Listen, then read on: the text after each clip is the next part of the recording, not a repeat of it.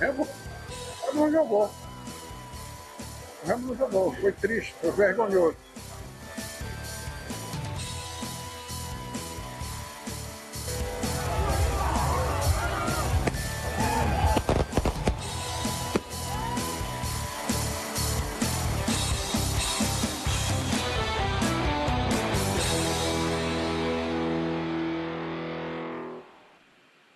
Ai, ai, ai, ai, ai, por isso que se chama clássico. Bom dia pra você.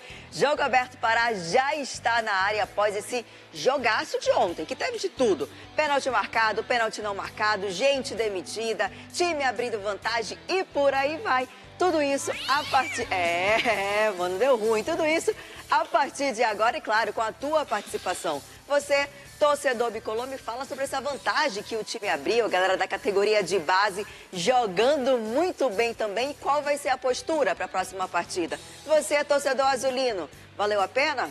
Pelo menos o Osório já foi? Quem deve assumir o clube do Remo? Pois é, manda tua mensagem através do 98401-7422, 98401-7422. Tudo isso eu vou perguntar aqui também, obviamente, porque eu não estou sozinha, apesar de rouca, você já sabe o motivo, meu trabalho me dá essa liberdade.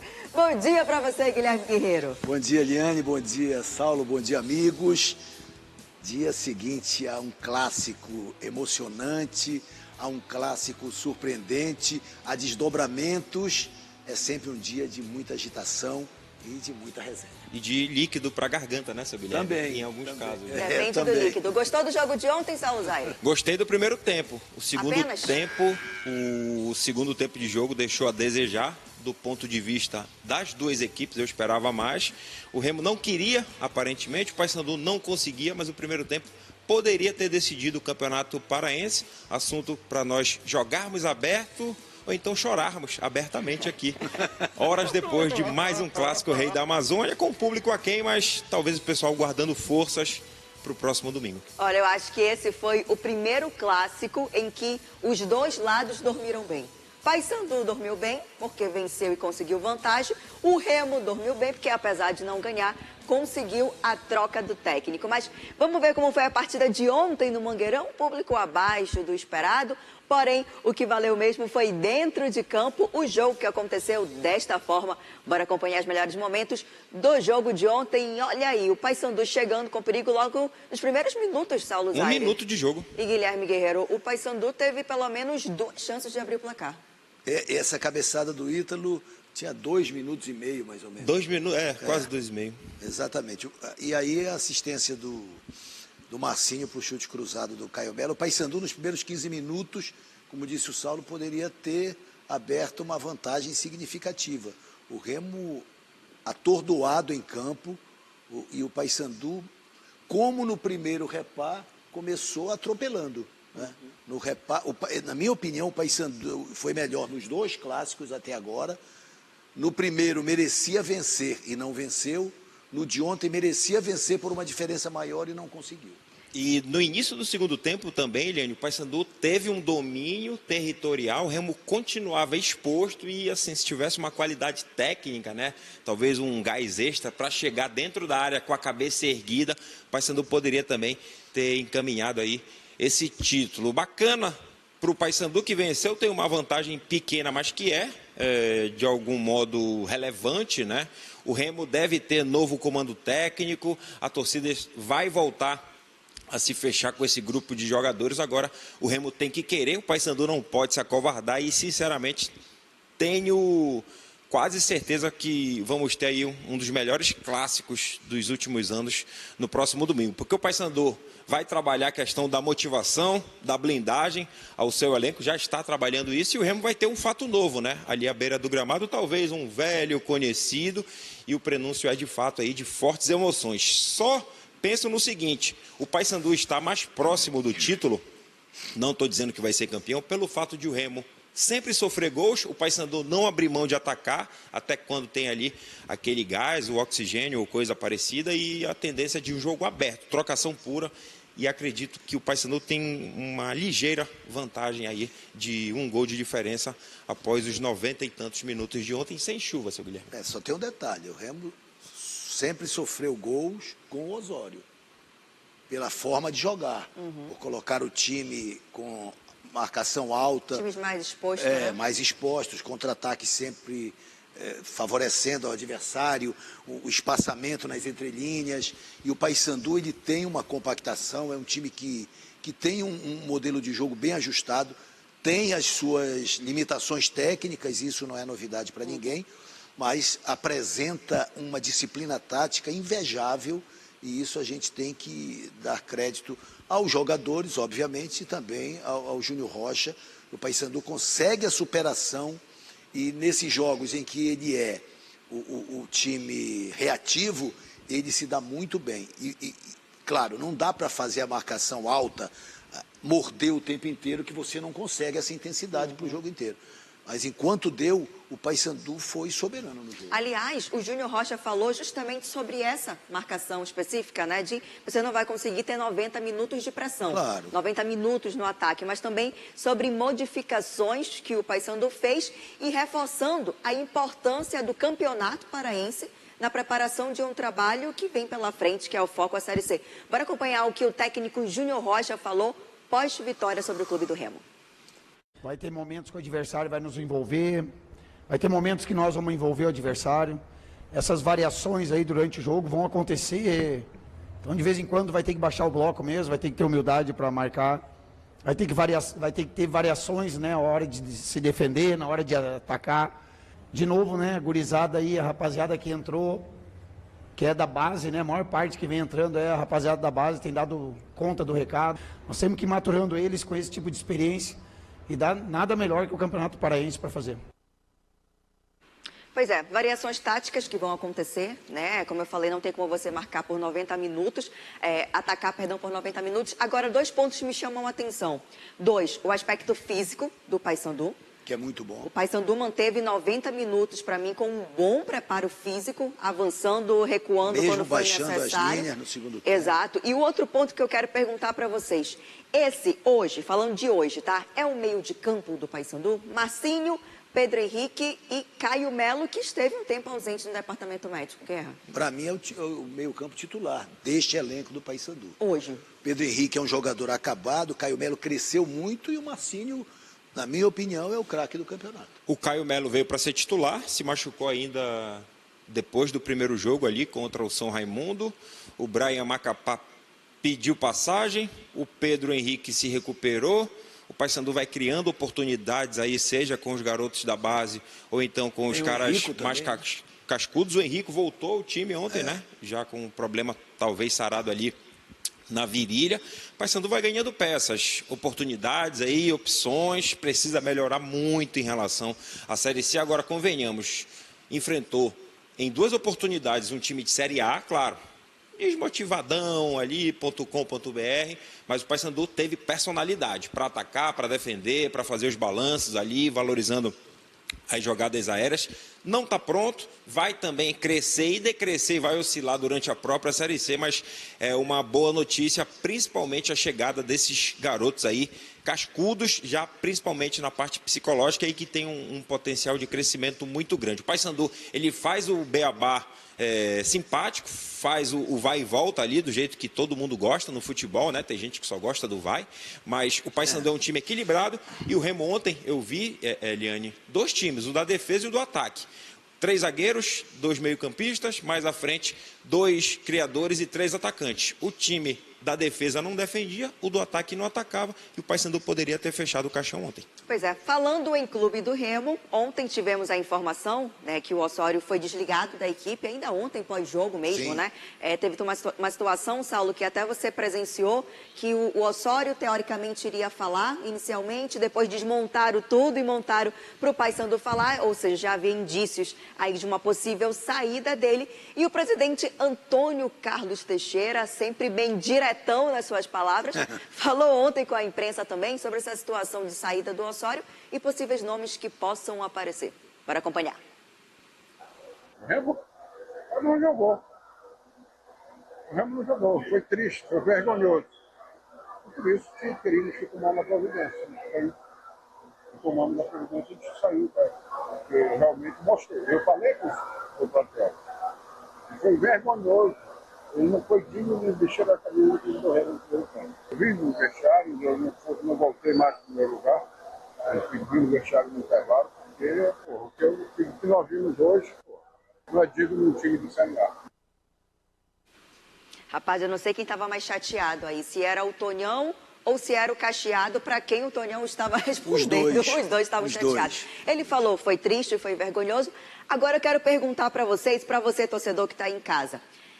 Foi a derrota para o Paysandu que eliminou o Osório? Se nós não tivéssemos esse jogo de ontem, pegamos ali o jogo da Série A do Remo, aguardando agora o Fluminense.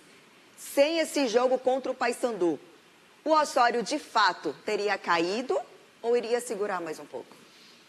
Sem as finais do Parazão? Sem Parazão. O que eu quero perguntar para vocês foi de fato tudo que ele acumulou até aqui? Sim. Ou será que por conta dessa derrota para o Paysandu? Foi de fato tudo que ele não apresentou em relação à manutenção de equipe até aqui. Porque Mas se não tivesse a decisão do campeonato, ele não teria sido certamente. Não até teria. porque teria um tempo interessante para melhorar a equipe pensando no Fluminense. O Paysandu atrapalhou a vida do Osório, que também em todo momento colocou a sua filosofia acima da característica do elenco. E a gente sabe que o jogador profissional não gosta disso. Agora, eu tenho dito isso reiteradas vezes. Todo mundo sabia quem era Juan Carlos Osório. Só dá um Google.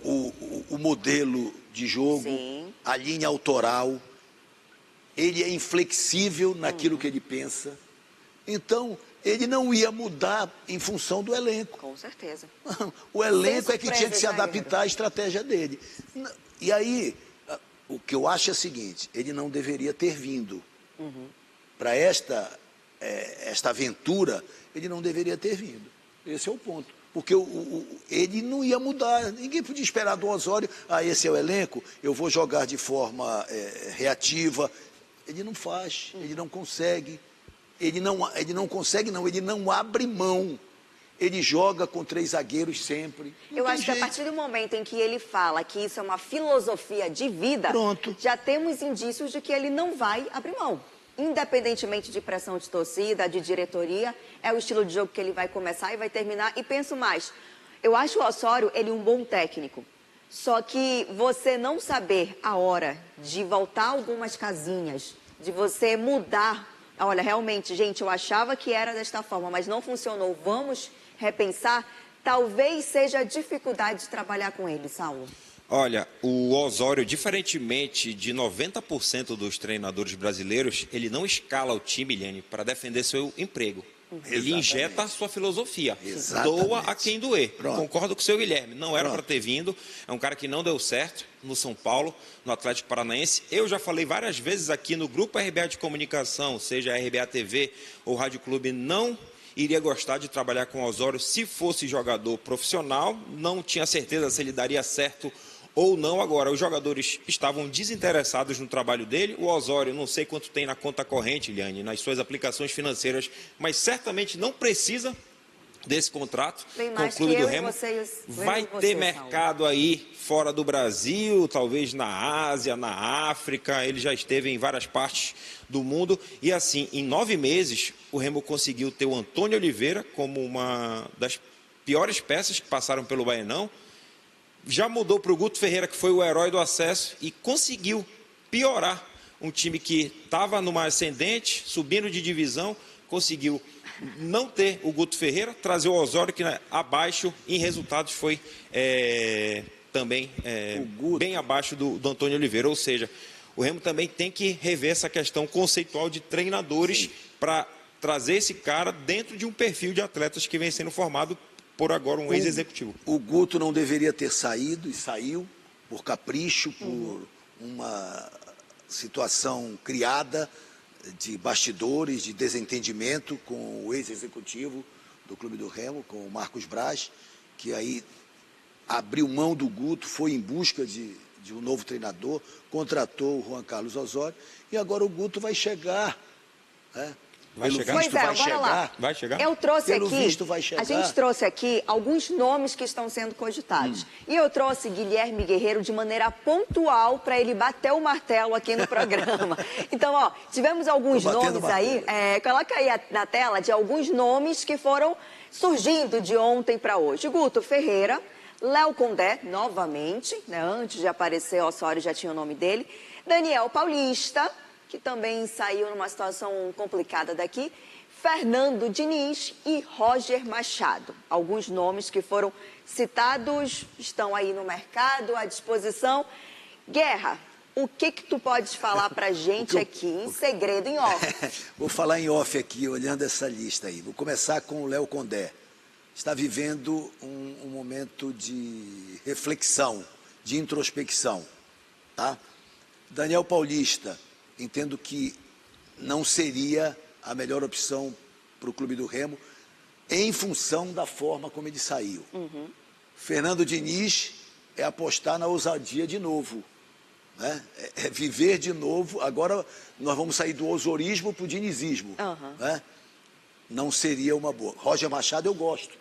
Penso que o Roger Machado seria um técnico de implementação de trabalho. Agora, o técnico que tem condições de chegar, que conhece o grupo, que conhece o clube e que pode mudar algo para a final do campeonato, porque, claro, o Remo não está pensando só na final do campeonato, o Remo está pensando na temporada, Sim. o Remo está pensando na Série A.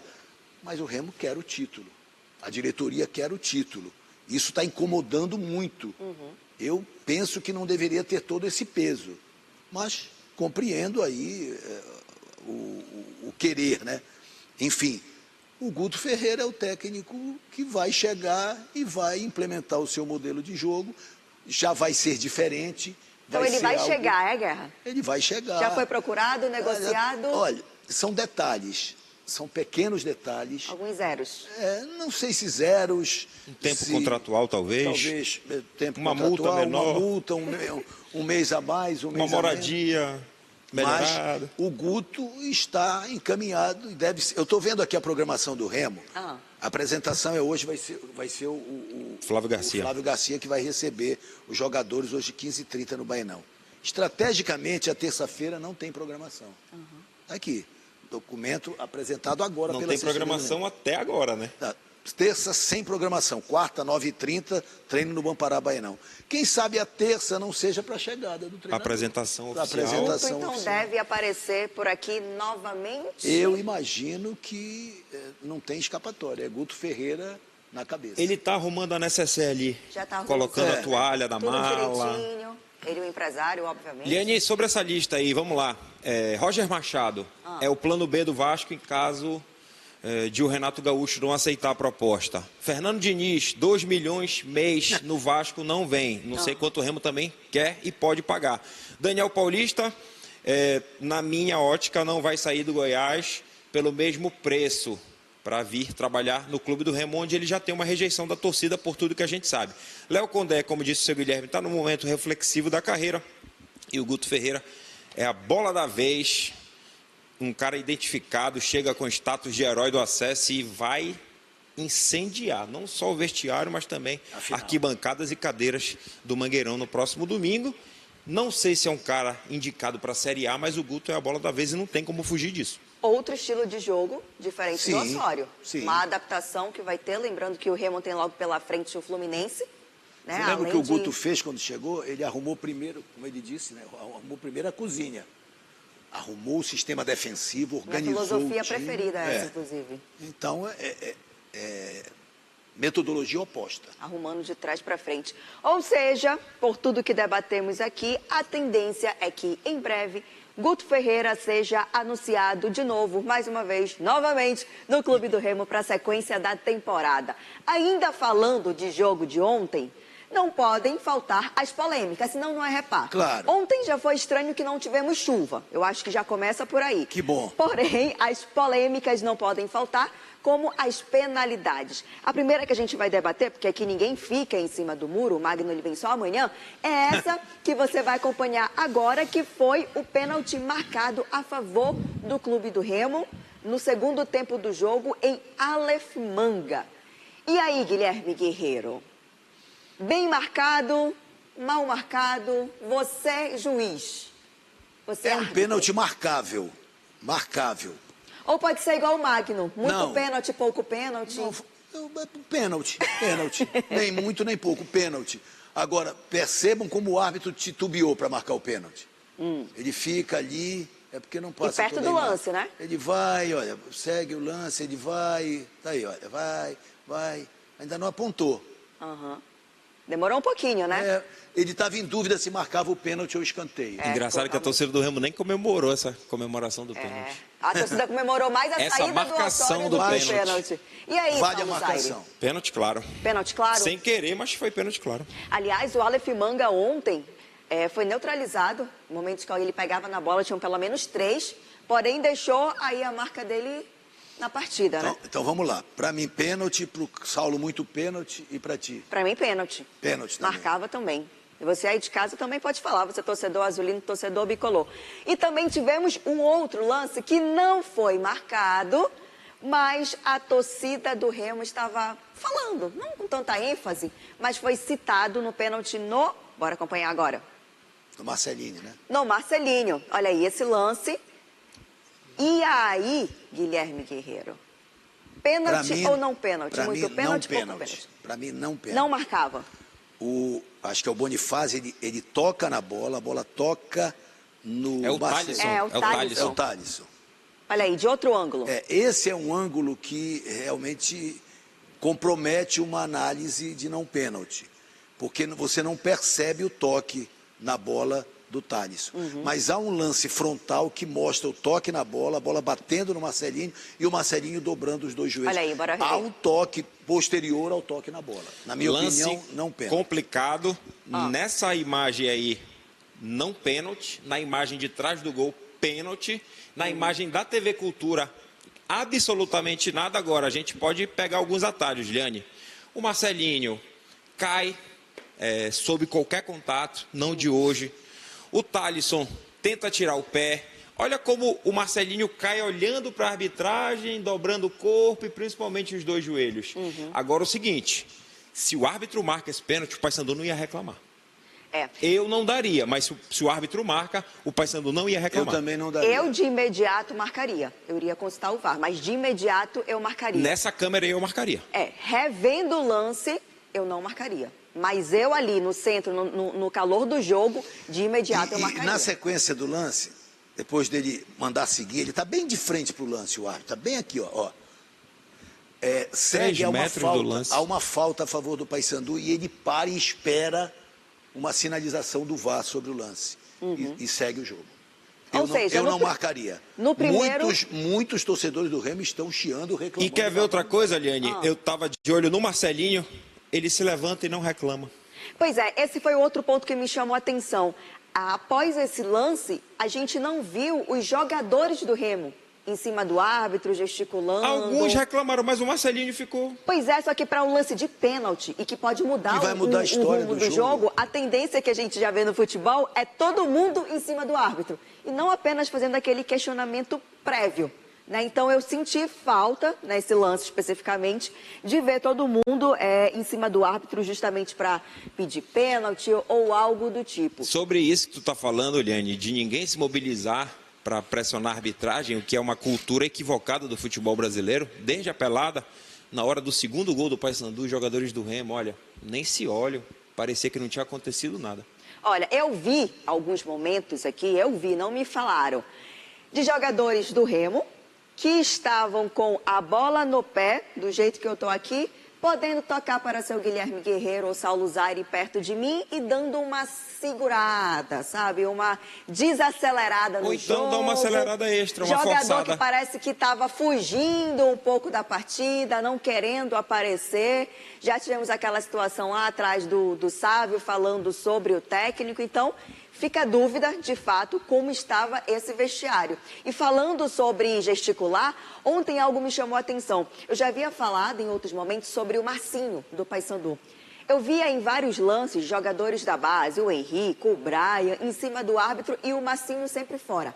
Ontem eu achei o Ontem ele Marcinho estava pilhado. demais. Muito pilhado. Também viu isso, Guerra? Muito pilhado. ele cobrou muito da arbitragem. Demais.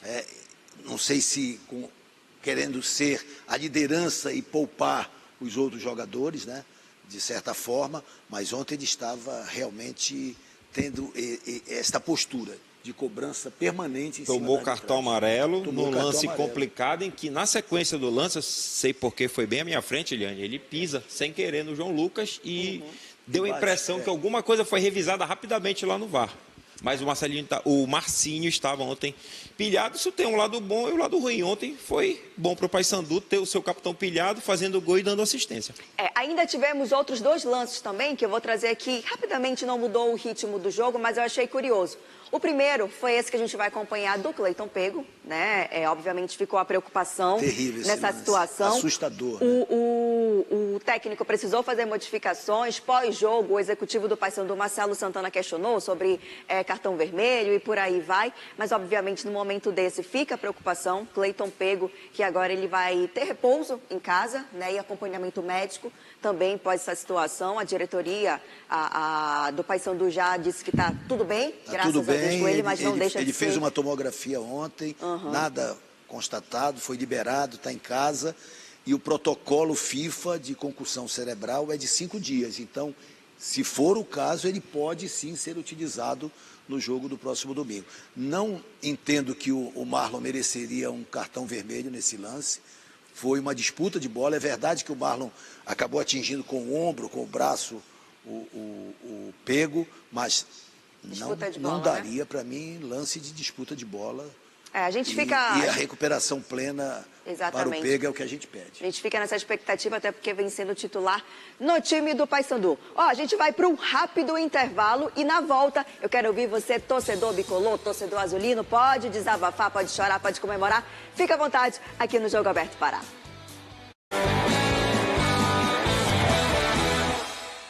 O esporte paraense entra em campo. É garra, é talento, é emoção a cada rodada. O troféu Camisa 13, maior premiação do esporte do Pará, já está acontecendo. E agora é você quem decide. Quem são os melhores do ano? Acesse, vote e participe.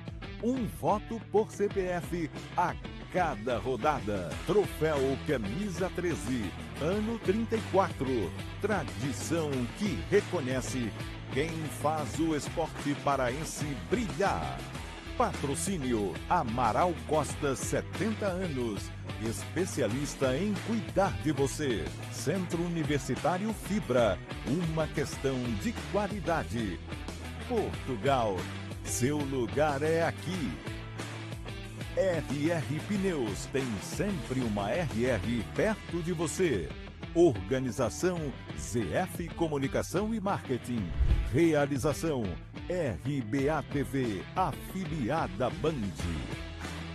Na Semana da Mulher, o Carimbó da Sorte pode mudar sua vida com 300 mil. Mulher, a hora é agora de realizar os teus sonhos. E com 300 mil reais no quarto prêmio, tu podes. E com apenas R$2, tu compras o teu título e concorre a 300 mil reais. É dinheiro pra comprar o que quiseres. Compre pelo link da bio, @Carimbó da Sorte ou no ponto de revenda. Carimbó da Sorte, sua felicidade é aqui.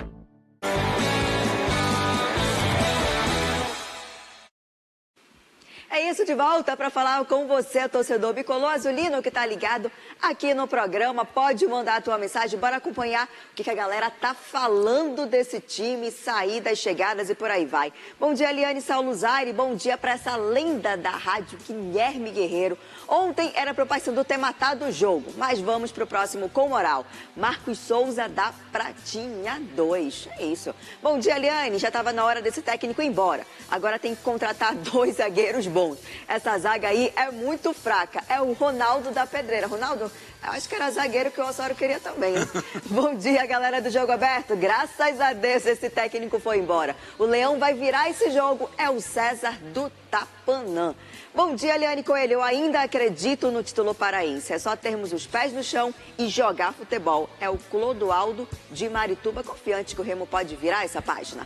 Bom dia, Eliane, Guilherme Saulo. As crias do Lobo e os contratados de fora estão dando certo. Mas domingo, vamos com os pés no chão. É o Manuel Feliz, do bairro do Mangueirão. Galera da base realmente dando show. Bom dia, Eliane. O Marcinho, camisa 10 do Paysandu, é diferenciado com a bola no pé e tem muita disposição na hora da disputa pela bola. É o Paulo Sérgio da Marambaia.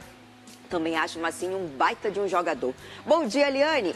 A mal que vem para o bem. Até que enfim a diretoria apareceu e teve coragem de mandar o ilusório embora. Hashtag volta, Guto. É o Michel Costa da Marambaia. Pois é, Michel, pelo que falaram por aqui, já. Bom dia, Eliane Saulo. Foi a melhor derrota do Leão. Porque senão o Tonhão não iria tirar este treinador. Vai com Deus, Osório, que ontem tinha fotos dele aparentemente se despedindo, né? Mandando um abraço também para o nosso Elmer Sadim, se eu falei certo, Saulo Zaire. Elmer Sadim, Teu que fã. é remista. Eu tenho. Teu fã gosta do Danilo e disse que eu atrapalho vocês dois aqui. Então já é o meu amigo.